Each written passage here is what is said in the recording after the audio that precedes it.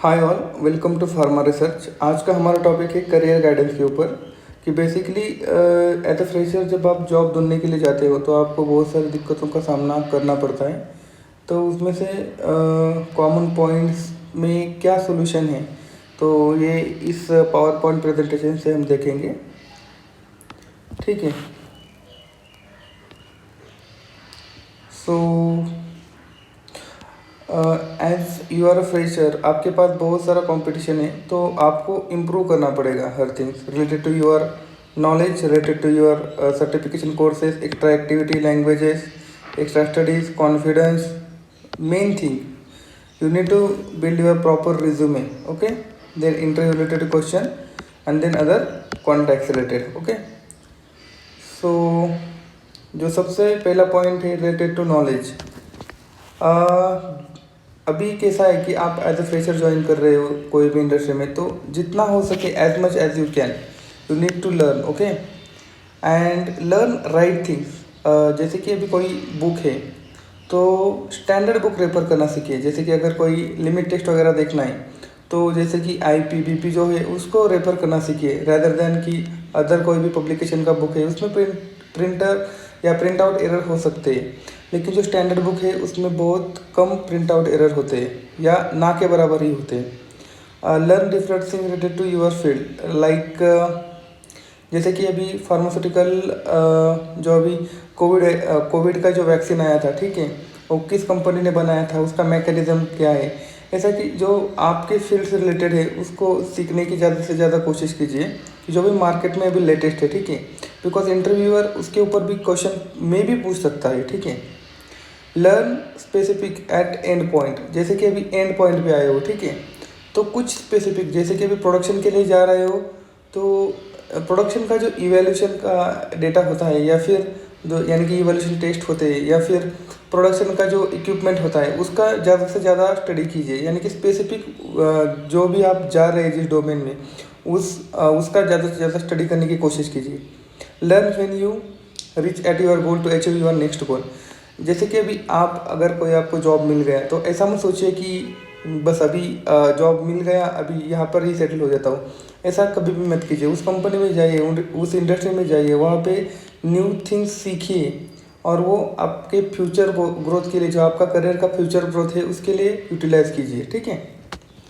अभी बहुत सारा है कि रिलेटेड टू कोर्स, अभी मुझे बहुत सारा कमेंट भी आया है हमारे यूट्यूब चैनल के ऊपर कि सर हम कोर्स कौन सा करें, क्या करें।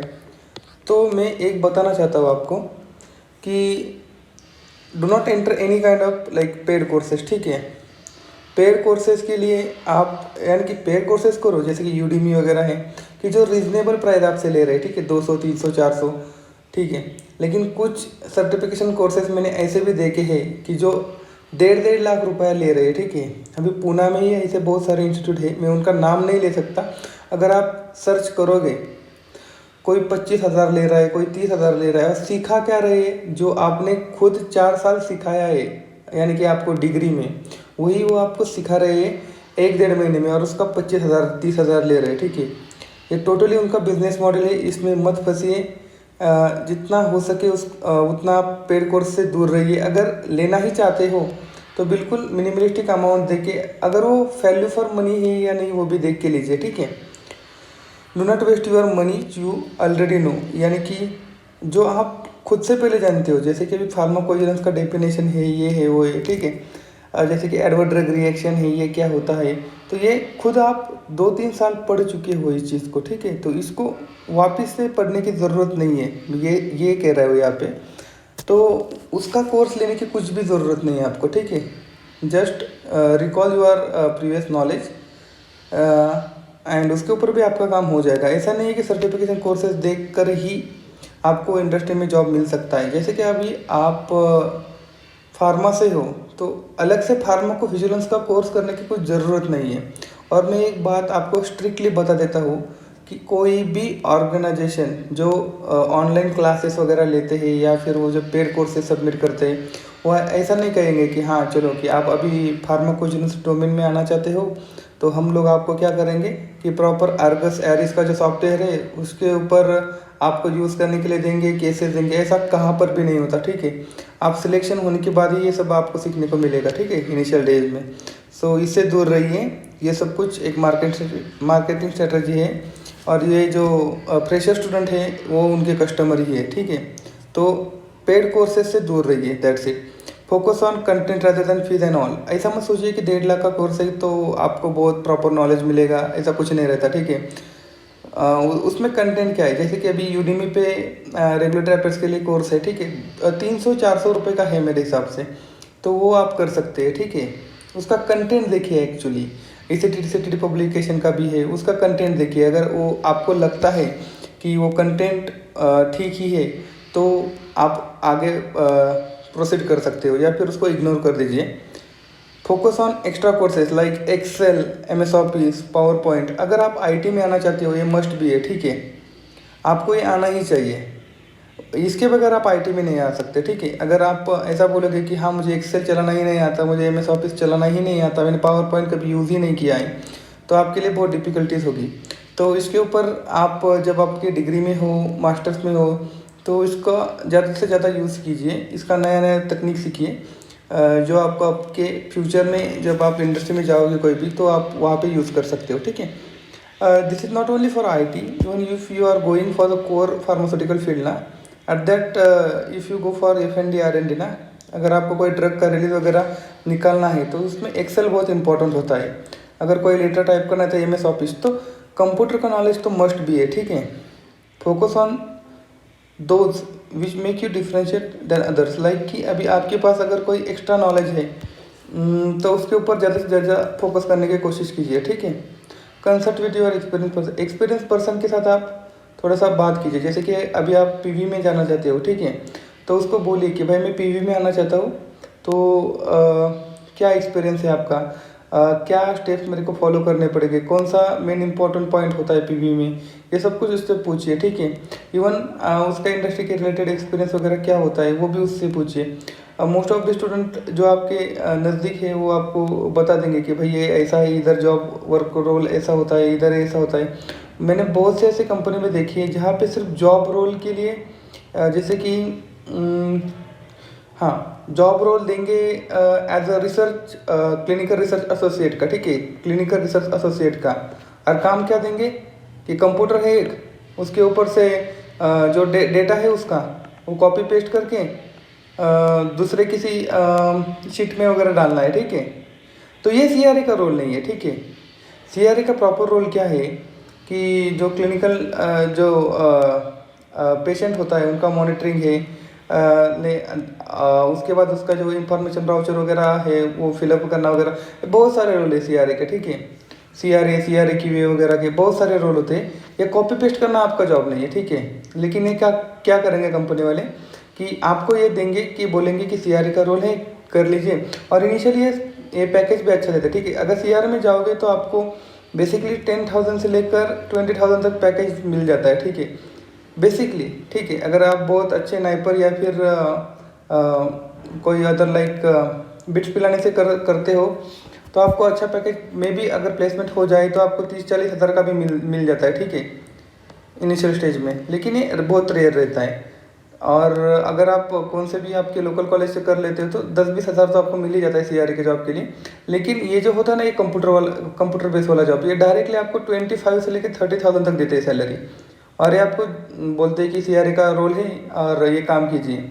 और कैसा होता है ना कि एक बार आप अगर किसी डोमेन में घुस गए ना, अगर वहाँ पे अगर आपको समझ में आया 1.5-2 साल के बाद कि भाई यहाँ पे जो काम चल रहा है वो प्रॉपर नहीं है, अगर अभी मुझे स्विच करना चाहते हो, ठीक है, अगर अदर कोई भी ऑर्गेनाइजेशन में आप जाओगे ना तो वो पूछेगा कि भाई तूने पहले ऑर्गेनाइजेशन में क्या किया था, ठीक है, तो ये बहुत दिक्कत कर सकता है आपके लिए। तो पहले प्रॉपर जॉब डिस्क्रिप्शन चेक कीजिए, ठीक है।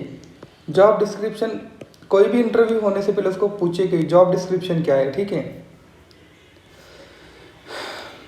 अब एक्स्ट्रा एक्टिविटी के ऊपर मैं थोड़ा सा ज़्यादा फोकस करना चाहूँगा, बिकॉज जब भी आप इंटरव्यू वगैरह लेते हो, एक्स्ट्रा एक्टिविटी के ऊपर आपको क्वेश्चन वो पूछेगा ही पूछेगा। तो इसके लिए आपको आपके कॉलेज में जो भी एक्स्ट्रा एक्टिविटी हो रही है तो उसमें पार्टिसिपेट करना पड़ेगा।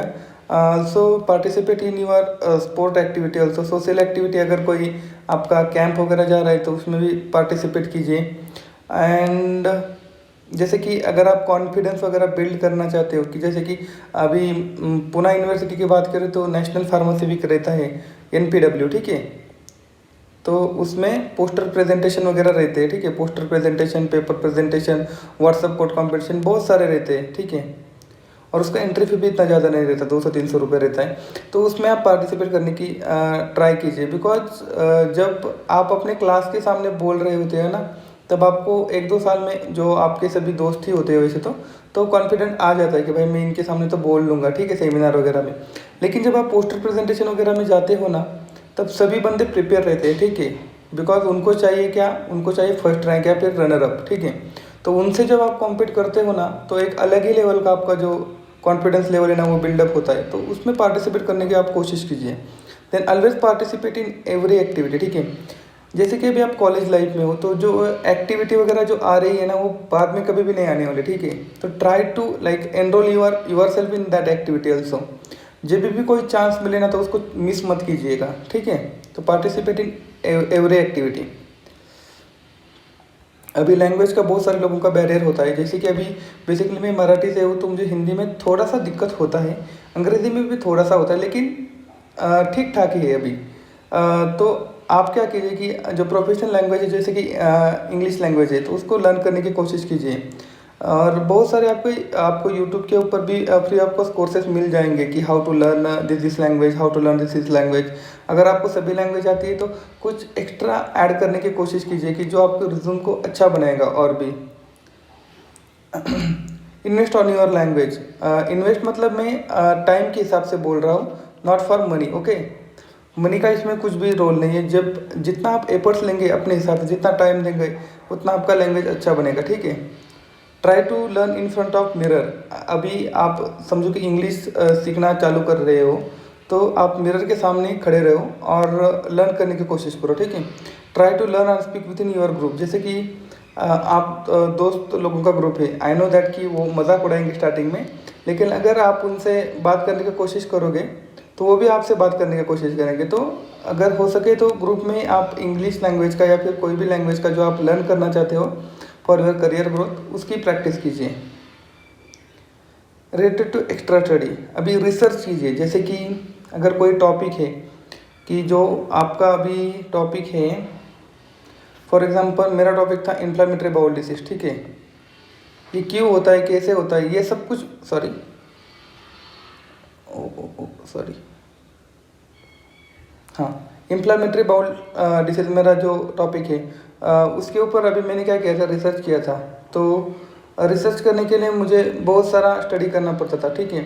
अगर इंटरव्यूअर मुझे अगर इन्फ्लेमेटरी बाउल डिसीज के बारे में कोई भी क्वेश्चन पूछे तो अभी मुझे आ जाता है, ठीक है।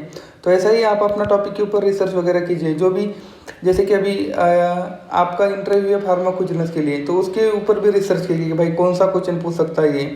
रिलेटेड टू योर पब्लिकेशन, जैसे कि मेरा तो ये मस्ट भी मानना है कि अगर आप डिग्री में हो तो आपका एटलीस्ट 1 रिव्यू आर्टिकल पब्लिश होना चाहिए, कम से कम आपको पब्लिकेशन का एक्सपीरियंस होना चाहिए कम से कम, ठीक है। तो ट्राई कीजिए कि कोई आर्टिकल, जैसे कि रिव्यू आर्टिकल हो, रिसर्च आर्टिकल हो, वो आप पब्लिश कीजिए, ठीक है। रिसर्च आर्टिकल के लिए आपको रिसर्च करना पड़ेगा। रिसर्च इतना बड़ा भी नहीं होता, कि अगर आपको कोई थिंग्स में इंटरेस्ट है तो आप वो कर सकते हो during your degree also, even your masters also. And participate in various activity as I told you previously, जैसे कि पोस्टर प्रेजेंटेशन, पेपर प्रेजेंटेशन में पार्टिसिपेट कीजिए। ये आपको कॉन्फिडेंस बिल्ड करने में हेल्प करेगा। Related to confidence, learn as much as you can, make sure your confidence is main things for interview as well as your personal life. Actually कैसा होता है ना कि इंटरव्यूअर क्या देखता है कि इस बंदे में भाई कॉन्फिडेंस है या नहीं। अगर आपके पास अगर कोई हार्ड क्वेश्चन आया और उसका आंसर आप नहीं जानते हो, ठीक है, तो डायरेक्टली उनको बोल दो कि सॉरी सर या फिर सॉरी मैम, लेकिन वो कॉन्फिडेंटली बोलिए, उसका गलत आंसर मत दीजिए, ठीक है। अगर जो इंटरव्यू लेने वाला भी बंदा है ना, वो आपसे 10-15 साल आगे का रहेगा, ठीक है। वो इस सब फेज से जा चुका है और इवन उन्होंने 1000 ऑफ इंटरव्यू लिए है, इसलिए वो वहाँ पे बैठा है, ठीक है। तो जो भी है वो भी कॉन्फिडेंटली बोलिए, ठीक है। सबसे मेन इम्पोर्टेंट थिंग कि build your proper resume. Resume जो है वो आपका आईना है, ठीक है। कि जो कुछ भी आपने अपने एकेडमिक्स में किया है, तो वो क्या किया है, कैसे किया है, ये सब कुछ आपको रिज्यूमे में डालना पड़ता है, ठीक है। और वो रिज्यूमे प्रॉपर वहाँ तक पहुँचता है जहाँ आप जॉब करना चाहते हो। जैसे कि अभी आप XYZ कंपनी में जॉब करना चाहते हो, तो आप उनको रिज्यूमे भेजते हो, आप खुद नहीं जाते वहाँ पे, ठीक है। तो प्रॉपर रिज्यूमे होना बहुत इंपॉर्टेंट है। रिज्यूमे में जो जो है वो सच सच डालिए, कुछ भी ऐसा मत डालिए कि जो आपने कभी किया ही नहीं है, लेकिन वो आपको लग रहा है कि ऐसा डालने के बाद मेरा रिज्यूमे बहुत अच्छा लगेगा। बट अगर उन जब रियलिटी में आपको पूछेंगे और पकड़ेंगे ना, तो वो आपको डायरेक्ट डिस्क्वालीफाई कर देंगे, ठीक है। तो इससे अच्छा है कि जो सही है वही डालिए उसमें, ठीक है। और लिमिटेड डालिए। बहुत सारे रिज्यूमे, जैसे कि कुछ बंदों का मैं रिज्यूमे देखता हूँ 5-6 पेजेस का रिज्यूमे रहता है, इतना नहीं है। मैक्स टू मैक्स 1.5 पेज, अगर उससे भी बहुत ज़्यादा तो 2 पेज से ऊपर रिज्यूमे नहीं होना चाहिए, ठीक है। जो कुछ भी हो वो इथिकल और लॉयल रह के उसमें डालिए। जो कुछ भी है आपको खुद से पूछे कि ये मैंने किया है या नहीं किया है, ठीक है। क्रिएटिव करने की कुछ कोशिश कीजिए। जैसे कि क्रिएटिव मतलब बहुत ज़्यादा क्रिएटिव मत कीजिए। आपका रिज्यूमे अच्छा दिखे वो मेन इम्पॉर्टेंट है, इसलिए थोड़ा सा आपका रिज्यूम को क्रिएटिव बनाने की कोशिश कीजिए। और प्रॉब्लम सॉल्वर, आप जैसे कि अभी रिज्यूमे में रहता है एक स्किल्स वगैरह, तो उसमें कि आप प्रॉब्लम सॉल्वर हो। जैसे कि कोई अगर इशू आ जाए, ठीक है, अगर टीम में हो, कोई आपके सॉफ्टवेयर में हो, या फिर कोई जैसे कि ऐसा कोई सिचुएशन आया है कि जिसमें किसी एक बंदे को फ्रंट में आके कुछ बोलना है, या फिर कुछ लीड वगैरह करना है, तो इसके लिए आप बहुत अच्छा विकल्प हो उनके लिए। ये आपके रिज्यूमे में यानी कि दिखना चाहिए। रिलेटेड टू इंटरव्यू क्वेश्चंस, यानी कि आप जब भी आप इंटरव्यू के लिए जाओगे, तो आपको वो इंटरव्यूअर पूछेगा कि भाई, ये कॉमन क्वेश्चन होंगे मोस्टली, कि ये जॉब ओपनिंग के लिए आप क्यों इंटरेस्टेड हो, कि आप हमारी कंपनी के बारे में क्या जानते हो, कि वाई वी हायर यू, कि हम आपको ही क्यों हायर करें, कि या फिर आपका कोई ग्रेटेस्ट अचीवमेंट वगैरह बता दीजिए। या फिर 5 साल के बाद आप अपने आप को कहाँ पे देखना चाहते हो। अभी ऐसा मत कीजिए कि जो इंटरव्यूअर ले रहा है उसी को आप बोलो कि हाँ, मैं 5 साल में अपने आप को आपकी जगह पे देखना चाहता हूँ, ये मूवी में अच्छा लगता है, ऐसा जवाब मत दीजिए, ठीक है। या फिर आप ऐसा बोल सकते हो कि हाँ, 5 साल के बाद मैं अपने आप को उस पोजीशन पे देखना चाहता हूँ कि कोई भी बंदा कि मुझसे कोई भी सवाल पूछे तो मैं फुलफिल हो उसका जवाब देने के लिए, ठीक है। यानी कि मैं होल जो भी चल रहा है अपने ऑर्गेनाइजेशन में, मैं उस सब का नॉलेज लेना चाहता हूँ, ठीक है। अभी आप एज अ फ्रेशर ज्वाइन कर रहे हो, तो सैलरी जो है वो डायरेक्टली कभी भी एक डिजिट में मत बताइए, ठीक है। अगर फ्रेशर है तो आप बता सकते हो कि आपकी कंपनी के हिसाब से या फिर रूल्स एंड रेगुलेशन के हिसाब से जो भी आप प्रोवाइड करोगे उस पर मैं सेटिस्फाइड हूँ। या फिर आप बता सकते हो कि एक रेंज बता सकते हो, डायरेक्टली बहुत ज़्यादा मत बता दीजिए इसमें, ठीक है। और इंटरव्यूअर आपसे ये भी पूछेगा कि आपकी ग्रेटेस्ट स्ट्रेंथ या फिर वीकनेस क्या है। अभी स्ट्रेंथ तो आप बता दोगे, लेकिन वीकनेस ऐसा मत बताओ कि वीकनेस ही है वो, ठीक है। वीकनेस को भी स्ट्रेंथ की तरह बताओ, ठीक है। अभी जैसे कि सब लोग बोलते कि मुझे समझ में ही आता कि जॉब कहाँ पे सर्च करें, तो जॉब सर्च करने का सबसे बेस्ट जो फर्स्ट विकल्प है वो है कंपनी का वेबसाइट।